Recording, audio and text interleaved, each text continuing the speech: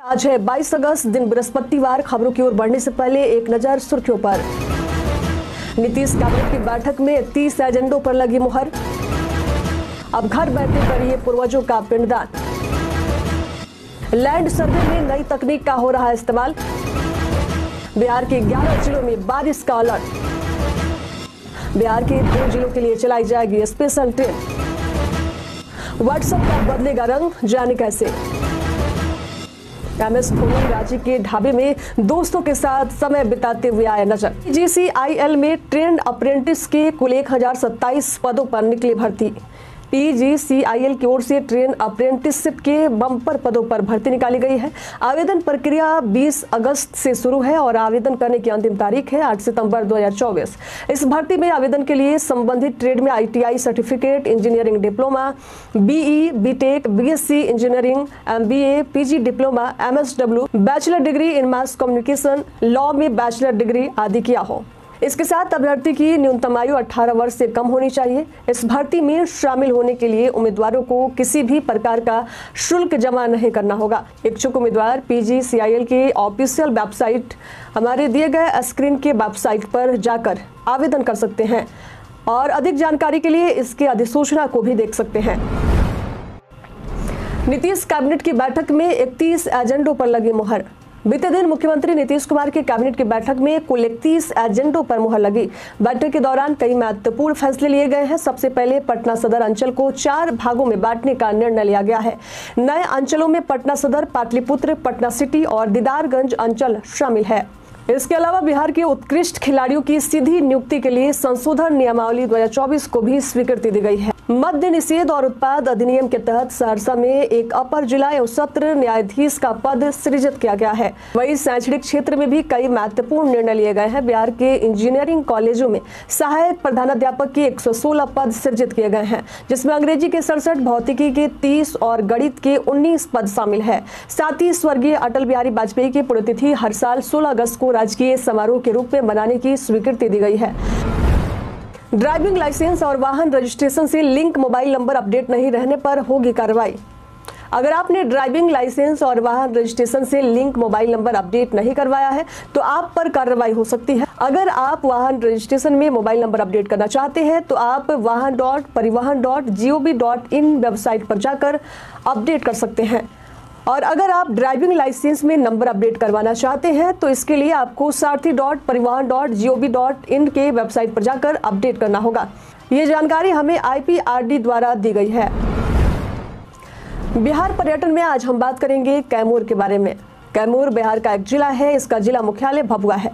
यहाँ प्रकृति का सौंदर्य तो दिखता ही है, साथ ही प्राचीनता, ऐतिहासिकता और अपनी संस्कृति की समृद्धि का भी एहसास होता है। पर्यटन के दृष्टिकोण से ये जगह बहुत मनोहारी है। यहाँ पर कई ऐसी जगहें हैं जहाँ पर आप घूमने जा सकते हैं। कैमूर पहाड़ी श्रृंखला, कैमूर वाइल्ड लाइफ सेंचुरी, करकट झरना, तेलहार झरना, रोहतास गढ़ किला, चौरासन मंदिर, तेलहर कुंड फॉल, दुर्गावती नदी। आप चाहे तो इन जगहों को कैमूर में एक्सप्लोर कर सकते हैं। अब घर बैठे करिए पूर्वजों का पिंडदान। गया में इस साल पितृपक्ष मेला 17 सितंबर से शुरू हो रहा है। अगर आप गया जाने की स्थिति में नहीं है तो बिहार पर्यटन निगम ने पिंडदान की व्यवस्था कर दी है, जिसके तहत आप घर बैठे अपने पितरों के लिए पिंडदान करवा सकते हैं। इसके लिए आपको पर्यटन निगम की वेबसाइट पर ऑनलाइन बुकिंग करनी होगी। बुकिंग के बाद पिंडदान पूरी विधि विधान के साथ विष्णुपद मंदिर, अक्षय वट और फल्गु नदी के किनारे करवाया जाएगा।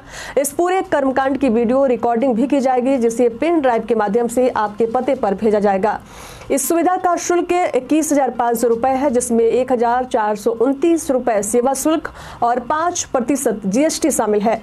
कुल मिलाकर पिंडदान का पूरा पैकेज 23,000 रुपए में निर्धारित किया गया है। अगले माह 2,934 पैक्सों में संचालित होंगे कॉमन सर्विस सेंटर।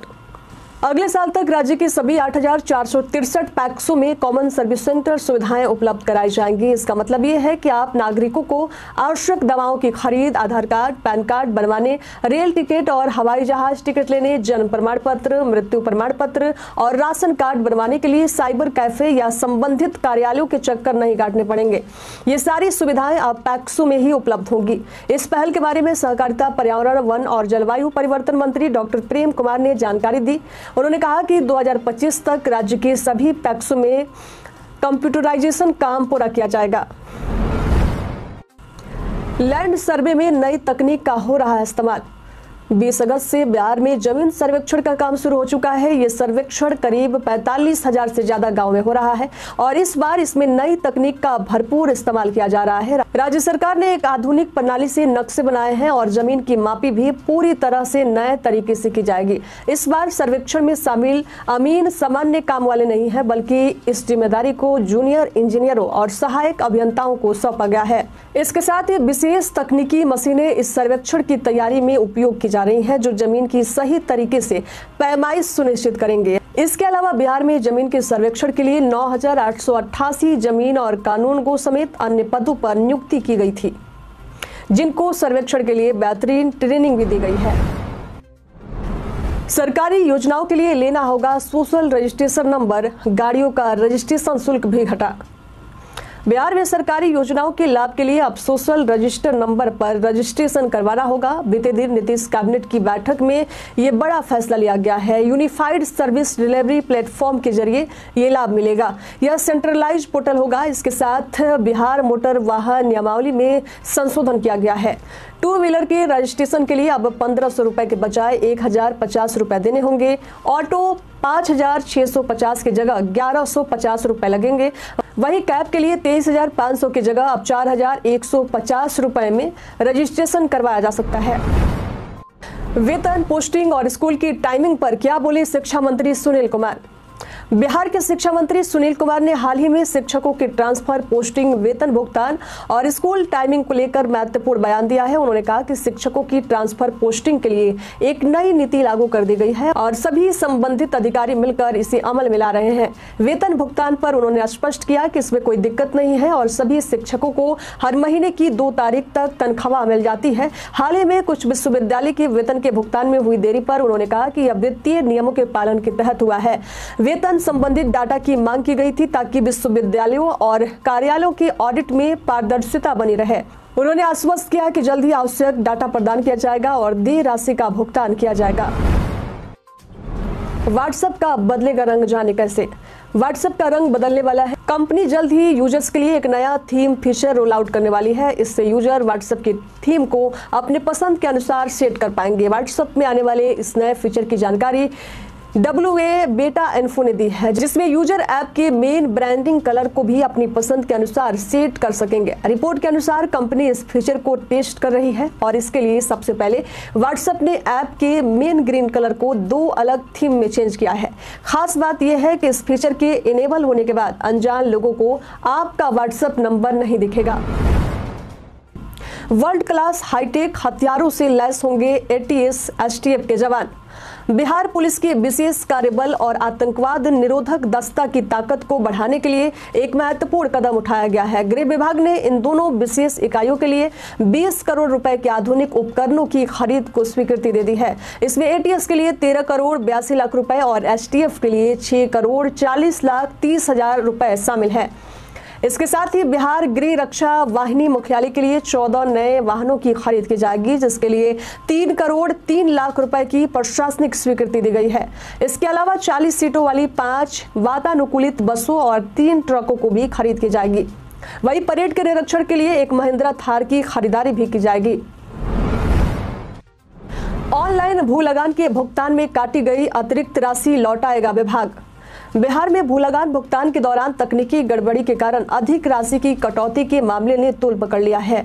राज्य के राजस्व एवं भूमि सुधार विभाग के सचिव जय सिंह ने इस गंभीर मुद्दे पर संज्ञान लेते हुए समहर्ताओं को निर्देश जारी किए हैं। सचिव जय सिंह के अनुसार तकनीकी खामी की वजह से ऑनलाइन भू लगान भुगतान के दौरान कई लोगों की राशि में अनावश्यक कटौती की गई है। इस समस्या को लेकर विभाग ने अब निर्णय लिया है कि प्रभावित राशि को वापस किया जाएगा। सचिव ने स्पष्ट किया है कि राशि वापसी की प्रक्रिया के लिए गाइडलाइन जारी की गई है। बिहार के 2 जिलों के लिए चलाई जाएगी स्पेशल ट्रेन। बिहार के 2 जिलों के लिए यात्रियों के लिए एक अच्छी खबर आई है। बता दें कि आनंद बिहार रेलवे स्टेशन से विशेष ट्रेनें चलाई जाने वाली है। इनमें से एक ट्रेन सहरसा जिले के लिए और दूसरी ट्रेन सीतामढ़ी जिले के लिए संचालित की जाएंगी। आनंद विहार सीतामढ़ी स्पेशल ट्रेन 31 अक्टूबर 2024 तक अप और डाउन की दिशा में चलेगी। इस ट्रेन के कुल 22 फेरे लगेंगे। यह ट्रेन हर बुधवार और शुक्रवार को दोपहर 11:40 पर आनंद विहार से रवाना होकर अगले दिन 3:45 पर सीतामढ़ी पहुंचेगी। वहीं वापसी करते हुए ये ट्रेन हर गुरुवार और शनिवार को 6 बजे सीतामढ़ी से चलेगी और अगले दिन 6:05 पर आनंद विहार पहुंचेगी। वहीं दूसरी ओर आनंद विहार सहरसा स्पेशल ट्रेन 1 नवंबर 2024 तक अप और डाउन से चलेगी। इस ट्रेन के कुल 55 फेरे लगेंगे। जारी है बरसात में किस मोड में चलाएं एसी। बरसात के मौसम में वातावरण में नमी का स्तर जो है काफी बढ़ जाता है। ऐसे में बारिश के मौसम में ड्राई या डीमोडिफाई मोड का उपयोग करना ज्यादा लाभकारी होता है। इस मोड का मुख्य फायदा ये है कि हवा की नमी को खत्म कर देता है, जिससे कमरा न केवल ठंडा बल्कि आरामदायक भी रहता है। इसके अलावा ड्राई मोड में कंप्रेसर कम ऊर्जा का उपयोग करता है, जिससे बिजली के बिल में भी कमी आती है। तो आप बरसात के मौसम में अपने एसी को ड्राई या डीमोडिफाई मोड में चलाना ना भूलें। किराए पर घर देने से पहले कर ले ये काम। लोग अक्सर जान पहचान वाले लोगों को घर किराए पर दे देते हैं क्योंकि उन पर भरोसा होता है, लेकिन कई बार ये भरोसा भी महंगा पड़ सकता है। अगर आप भी किराए पर घर दे रहे हैं तो जरूरी है कि रेंट एग्रीमेंट जरूर बनवाएं, क्योंकि इससे जब कानूनी विवाद उठता है या फिर आपको रेंट बढ़ाना होता है तो इसमें मुश्किल हो जाती है, क्योंकि आपके पास और एग्रीमेंट नहीं होता है और आप कानूनन मजबूर हो जाते हैं। इसलिए जब भी आप घर किराए पर दें तो रेंट एग्रीमेंट जरूर बनवाएं, उसके बाद ही घर किराए पर